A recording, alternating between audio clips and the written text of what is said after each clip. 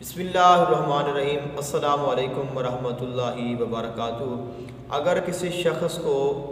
सोते हुए परेशान कुन ख्वाब आते हों, डरावने ख्वाब आते हों, शैतानी ख्वाब आते हों और वो ख्वाब में डर जाता हो, सोते सोते चौंक जाता हो, या उसको एहतलाम हो जाता हो, बार बार बुरे ख्वाब आते हों और उसका जो यानी कि परेशानी का सबब है उसके लिए एहतलाम हो जाता है और ख्वाब भी अच्छे नहीं आते और वो परेशान रहता है, तो बुरे ख्वाबों से बचने के लिए, शैतानी ख्वाबों से बचने के लिए और एहतलाम से बचने के लिए आपने जिस किसी को भी ये मसला है उसने सोने से पहले कुरान मजीद फुरकान हमीद के 29वें पारे की सूरतुल मारिज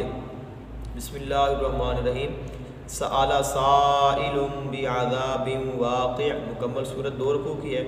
इसको आपने एक बार पढ़ना है। पढ़ने के बाद आप सो जाएं, इंशाल्लाह आपको आराम की नींद आएगी, बेचैनी भी ख़त्म हो जाएगी, डरावने और जो शैतानी ख्वाब हैं वो भी ख़त्म हो जाएंगे और आप एहतलाम से भी महफूज रहेंगे।